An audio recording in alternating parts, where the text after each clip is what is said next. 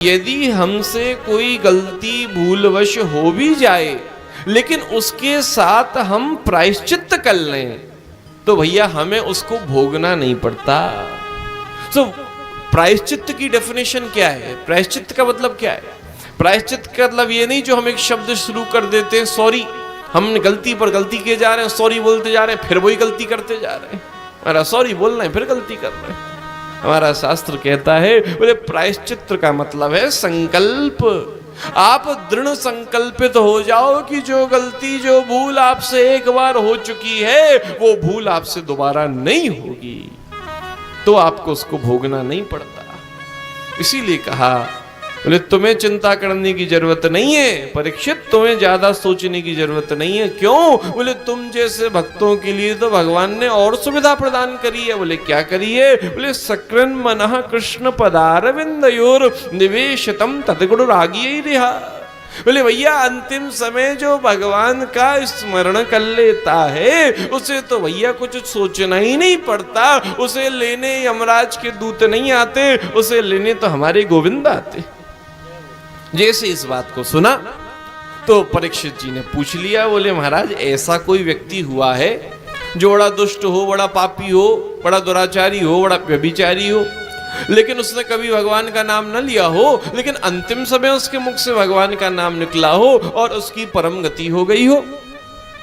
जैसे इस बात को सुना तो उन्होंने बड़ा सुंदर अजामिल उपाख्यान सुनाया है। कान्य कुब्जे दुजा कश्चित दासी पतिर अजामिल। अजामिल उपाख्यान सुनाया। अजामिल कौन है? अज किसको बोलते हैं? अज बोलते हैं माया को। जो माया में मिला हुआ व्यक्ति है वास्तव में उसी का नाम तो अजामिल है। हम सब माया में मिले ही तो व्यक्ति है।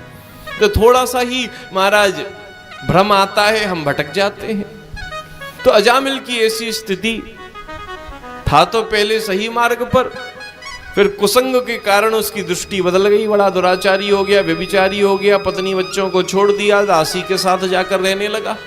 पूरे गांव वालों ने उसको निष्कासित कर दिया, गांव से दूर झोंपड़ी बनाकर रहने लगा। कोई उसके घर में एक गांव का एक साधारण व्यक्ति भी उसके दरवाजे पर नहीं जाता था, सबने उसको निकाल दिया था। तो जीवन में परिवर्तन आता है, बदलाव आता है तो ऐसे ही आता है।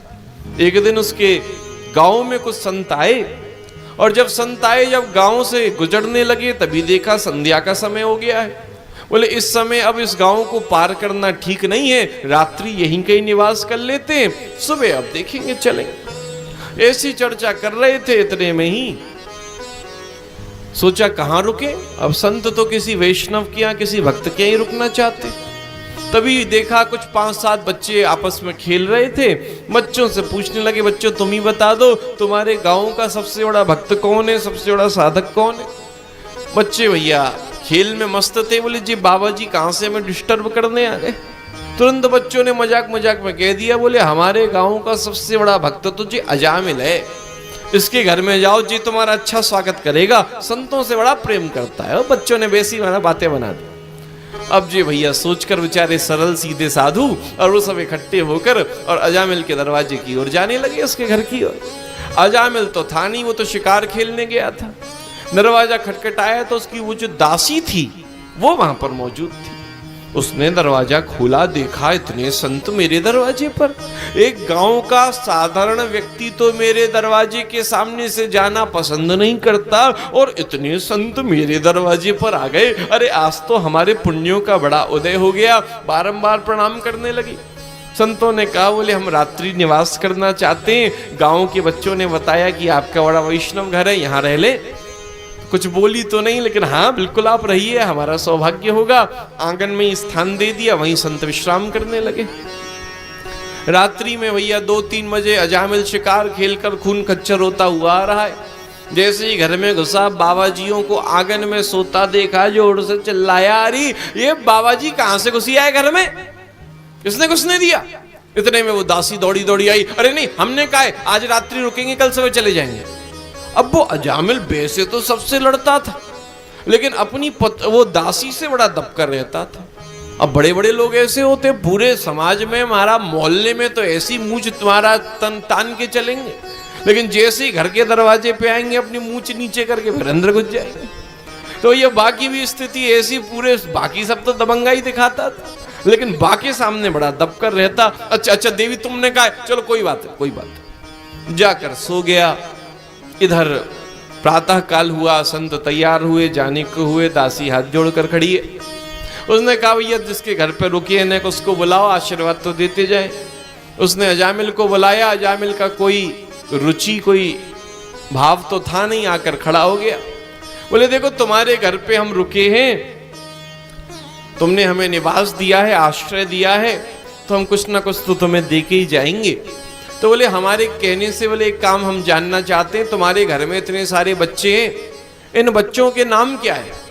तो ये आजकल जो नाम चल रहे हैं वही सब उसने दुनिया के नाम बता दिए, ये चल रहा है भैया, इसने सारे नाम बता दिए, इसका चिंटू, इसका पिंटू, इसका टिंटू, सारे नाम बोल दिए।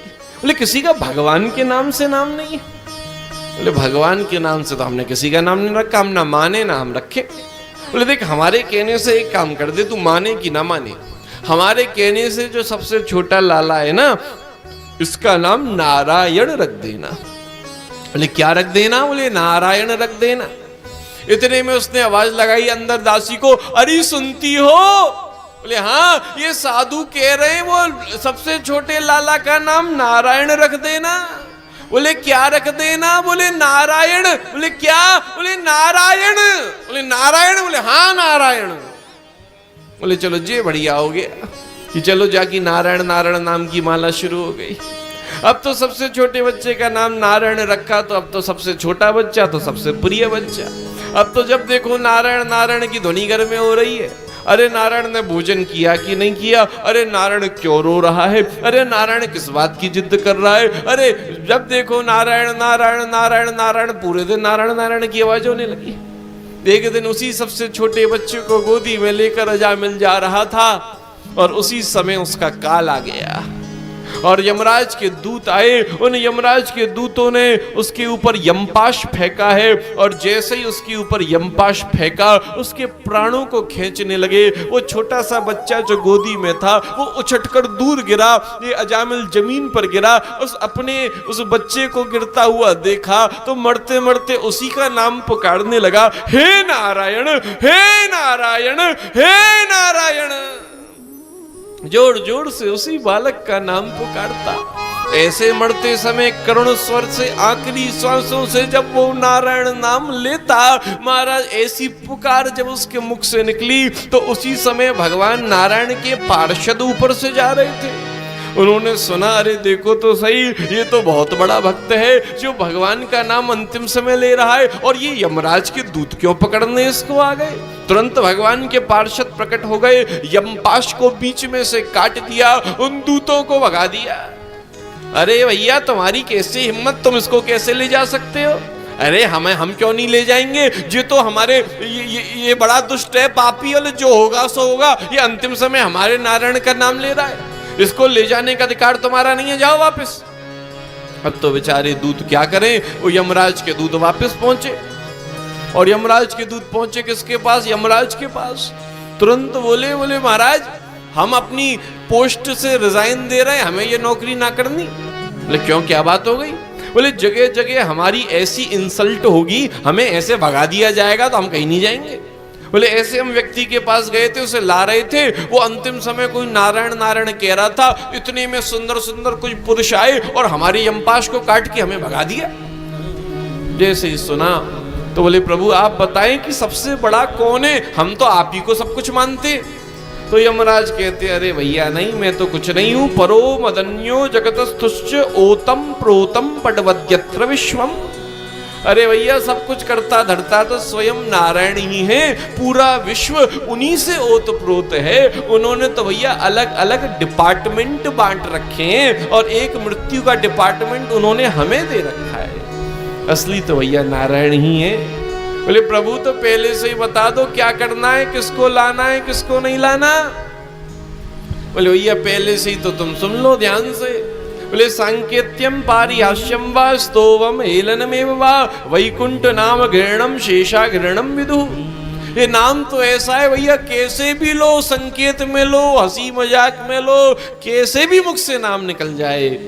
भैया नाम की तो ऐसी महिमा है, वो तो हमारे जीवन में हमारे ऊपर कृपा करता ही करता है।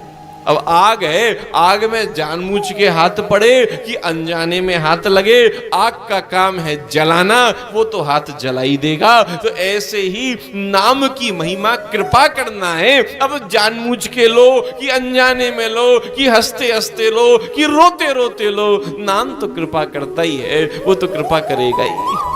तो यही बात कही यमराज ने अपने दूतों से, जब जिसका अंतिम समय आ गया हो तो उसके पास जाकर थोड़ी दूरी पर खड़े हो जाना और कान लगाकर ध्यान से सुनना।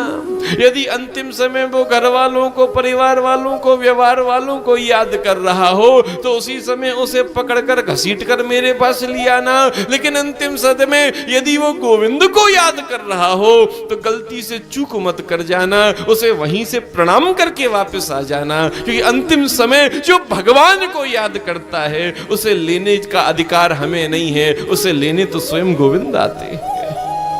यही जीवन की सबसे बड़ी पूर्णता है।